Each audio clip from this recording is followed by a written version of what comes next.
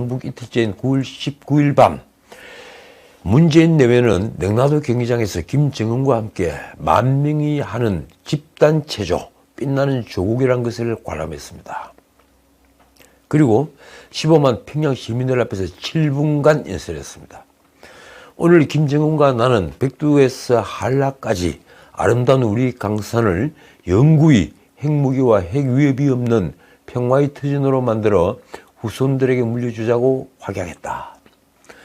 그러나 지금 문재인조차 핵무기와 핵위협이 없는 평화의 터전이란 말을 믿지 않을 것입니다.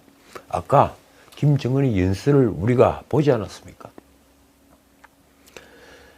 문재인은 철저히 실패했습니다. 제 책 자유의 직들에 쓴 글이 있습니다. 평화는 결코 말만으로 유지되는 것이 아니다. 에리 프롬이 전곡을 찔렀다. BC 1500년부터 AD 1860년까지 영구적인 평화의 보장을 전제로 하는 평화조약이 약 8,700건이나 체결됐으나 그 효력이 지속되기는 평균 2년 정도에 불과했다. 국민의힘 비대위원장이 된 이 정진석은 19일 문재인에게 9.19 군사합의는 이미 휴지 조각이 됐다며 한마디 했습니다. 제발 좀 도보다리의 미몽에서 깨어나 주기를 바란다. 그렇습니다. 도보다리의 미몽. 그 도보다리 위에서 김정은에게 건넨 USB에는 도대체 무슨 내용이 들어있는 것입니까? 저는 정말 궁금합니다. 국민의힘은 얼마나 무기력하면 이 USB 내용조차 아직 밝히지 못하는 걸까요? 집권을 했는데도 말입니다. 이 뉴스와 맞물려 윤석열 대통령이 18일 보도된 NYT 뉴욕타임스 인터뷰에서 이 문재인에 대해 한 말이 화제가 되었습니다. 교실에서 특정한 친구한테만 좀 집착하는 학생 같아 보였다. 참 재밌는 비유입니다. 그 특정 친구는 바로 북한입니다. 아니 김정은이겠죠. 윤 대통령은 문재인 정부 시절 이루어진 남북 정상회담에 대해 정치적인 쇼라고 평가해 왔다고 뉴욕타임스는 소개했습니다. 어떻든 문재인은 9.19 군사합의를 강조합니다. 그러나 김정은은 2019년 초 비핵화 사기극이 들통나자 대놓고 합의를 위반하기 시작했습니다. 대충만 살펴볼까요? 2019년 11월 25일 서해 접경인 창린도 섬에서 해안포 사격 훈련을 한 것을 비롯해서 2020년 5월 3일에는 강원도 비무장지대 DMZ에서 고사총으로 한국군 GP를 공격했습니다. 네 발이 맞았죠. 그해 6월 16일에는 우리 정부 예산 180억 원이 들어간 개성 남북 공동연락사무소를 폭파했습니다. 이건 김여정의 지시였습니다. 그리고 2020년 9월 22일에는 연평도 인근에서 우리 해수부 공무원 이대준 씨가 피격됐습니다. 그런데도 문재인은 북한이 군사 합의를 깰 때마다 합의 정신을 위반하지 않았다. 이런 표현으로, 이런 식으로 김정은을 옹호했습니다.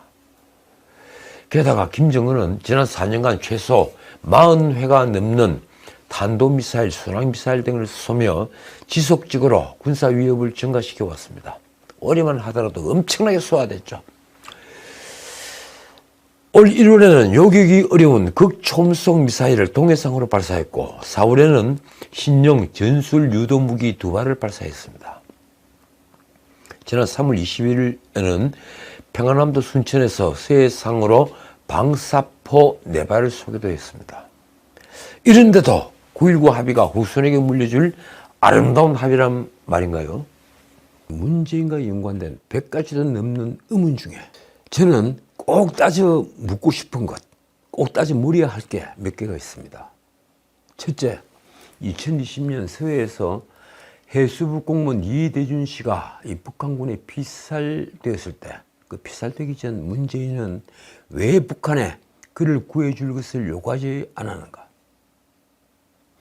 그의 죽음을 왜 방치한 것인가? 나는 문재인에게 이대준을 구할 시간이 충분했다고 믿습니다. 그는 국민의 생명과 재산을 보호할 기본적인 대통령의 책무마저 져버렸습니다. 이대준 씨를 월북으로 몰아간 배경은 과연 무엇일까요? 설마 종전선언을 얻기 위해서 북한에게 잘 보이려고 한 건 아니겠죠. 성운을 비롯한 관련자들은 지금이라도 국민 앞에 엎드려 용서를 빌어야 합니다. 둘째, 탈북어민 강제 북송 사건은 누가 결정한 것인가? 문재인이 최종 결정한 것이라고 나는 생각합니다. 이 문제는 사람이 문제다고 말하던 문재인이 진작 사람의 생명을 어떻게 여기고 있는가를 가름케 하는 사건입니다. 만약 탈북어민의 북송을 문재인이 결정하지 않고 성운이 했다면 그건 명백한 월권입니다.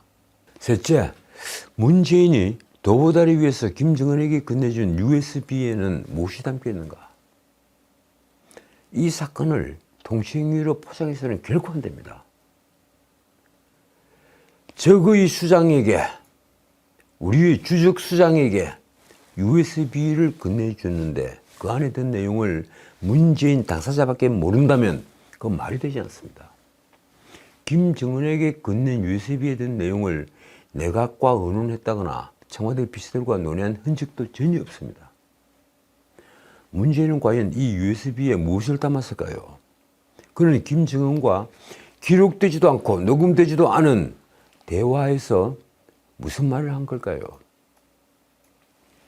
자, 네 번째 질문은 이것입니다. 나는 문재인이 역대 대통령 중에 가장 공사 구분이 안 된 통치자였다고 생각합니다. 그는 짐이고 국가다 이렇게 말을 하던 루이 14세가 환생을 한 사람입니까? 도대체 문재인은 공과 사를 구별하기는 한 것입니까? 아니, 할 줄은 알기를 하는 것입니까?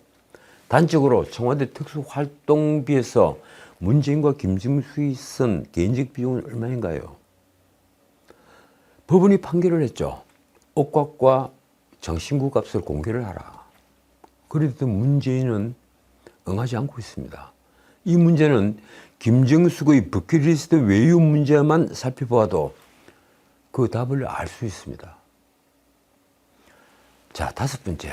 울산시장 선거 개입 사건은 어디까지 보고받고 그는 민주주의를 타락시켰다는 강한 의심을 받고 있습니다. 과연 청와대의 울산시장 선거 개입 사건이 비서실장이나 비서관 혹은 행정관 등이 최종적인 책임을 지는 사건입니까? 여섯 번째, 퇴임 직전 국무회의 시간까지 변경을 하면서 문재인은 검수완박법을 공포했습니다. 문재인은 가슴에 손을 얹고 국민 앞에 답변을 해야 합니다. 검수완박법은 누구를 위한 것인가? 아니면 무엇을 위한 것인가? 정말 그 법이 우리나라 사법체계를 바로 세우기 위한 것이라고 저는 결코 생각하지 않습니다. 자, 일곱 번째. 타이스타 항공 이상직으로부터 딸 가족이 받은 혜택은 뇌물인가 아닌가? 이 질문을 한 이유는 문재인이 얼마나 자신에게는 관대한지를 깨닫게 해주기 때문입니다.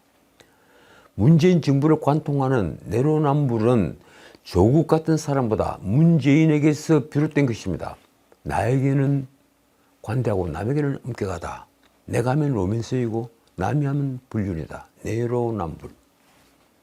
그 내로남불은 곧장 후한무치하고 통하는 그런 사자성어가 되었습니다.